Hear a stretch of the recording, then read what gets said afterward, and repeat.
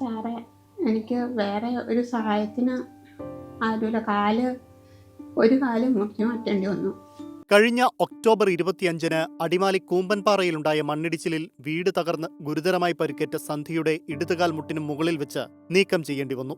സന്ധ്യയുടെ സുഖവിവരം അറിയുന്നതിനാണ് മമ്മൂട്ടി ഫോണിൽ വിളിച്ചത്. രാജഗിരി ആശുപത്രി health care promotions vice president Jose പോളിന്റെ ഫോണിലേക്കായിരുന്നു വീഡിയോ കോൾ വന്നത്. സാറേ, എനിക്ക് വേറെ ഒരു സഹായത്തിന് ആരുമില്ല. ഒരു കാല് മുറിഞ്ഞു മാറ്റേണ്ടി വന്നു.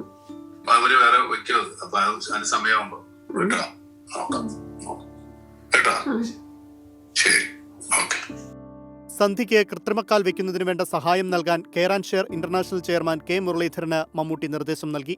സന്ധ്യയുടെ ചികിത്സ വിജയകരമായി പൂർത്തിയാക്കാൻ സാധിച്ചതിൽ രാജഗിരി ആശുപത്രി അധികൃതർക്കും മമ്മൂട്ടിക്കും കെയർ ആൻഡ് ഷെയർ ഫൗണ്ടേഷനും സന്ധ്യയുടെ സഹോദരൻ നന്ദി പറഞ്ഞു. ഇന്ന് 39 ദിവസത്തിന് ശേഷം എൻ്റെ പെങ്ങൾ ഇന്ന് ആശുപത്രി ഡിസ്ചാർജ് ആവുകയാണ്. കെയർ ആൻഡ് ഷെയർ ഫൗണ്ടേഷനും മമ്മൂക്കിക്കും പ്രത്യേകിച്ച് ഞാൻ നന്ദി പറയുന്നു. അദ്ദേഹം നമ്മളെ വിളിക്കുകയും നമുക്ക് കൃത്രിമമായിട്ട് കാല് ഫിറ്റ് ചെയ്യുന്നതിൻ്റെ കാര്യങ്ങൾ അദ്ദേഹം സഹായം ചെയ്യാമെന്ന് നിലവിൽ പറഞ്ഞിട്ടുണ്ട്. ദുരന്തത്തിൽ സന്ധ്യയുടെ ഭർത്താവ് ബിജുവിന് ജീവൻ നഷ്ടമായിരുന്നു. തകർന്ന വീട്ടിൽ മണിക്കൂറുകളോളമാണ് സന്ധ്യ കുടുങ്ങിക്കിടന്നത്. ആശുപത്രിയിലെത്തിക്കുമ്പോൾ ഇടതുകാലിലേക്കുള്ള രക്തയോട്ടം പൂർണ്ണമായും തടസ്സപ്പെട്ടിരുന്നു. അസ്ഥികൾ പലയിടങ്ങളിലായി ഒടിഞ്ഞ് പേശികളും കോശങ്ങളും ചതഞ്ഞറിഞ്ഞ നിലയിലുമായിരുന്നു. 8 മണിക്കൂർ നീണ്ട ശസ്ത്രക്രിയയിൽ രക്തയോട്ടം പൂർവ്വസ്ഥിതിയിലാക്കാൻ ഡോക്ടർമാർക്ക് കഴിഞ്ഞെങ്കിലും കാലിലെ ചതഞ്ഞറിഞ്ഞ പേശികളും കോശങ്ങളും പുനരുജ്ജീവിപ്പിക്കാൻ കഴിഞ്ഞില്ല. 6-7 മണിക്കൂറിനേക്കാളും കൂടുതൽ ബ്ലഡ് ഫ്ലോ നമ്മുടെ മസിൽസിന് റെസ്ട്രിക്റ്റഡ് ആയിട്ടുണ്ടെങ്കിൽ മസിൽസ് ഇറിവേഴ്സിബിൾ നെക്രോസിസിലേക്ക് പോകും. സോ അതുകൊണ്ട് പിന്നെ ദൗർഭാഗ്യവശാൽ നമുക്ക് ലെഫ്റ്റ് ലെഗ് പേഷ്യൻ്റെ ലൈഫ് സേവ് ചെയ്യാൻ വേണ്ടിയിട്ട് ആംപുട്ടേറ്റ് ചെയ്യേണ്ടി വന്നു.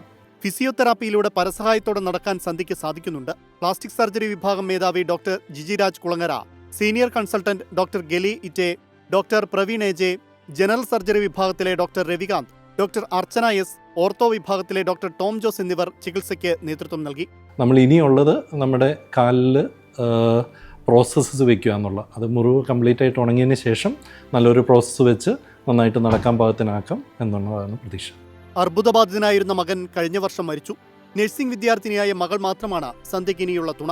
സർക്കാരിന്റെയും ദേശീയപാത അതോറിറ്റിയുടെയും അർഹമായ നഷ്ടപരിഹാരം ലഭിക്കുമെന്ന പ്രതീക്ഷയിലാണ് സന്ധ്യയും മകളും.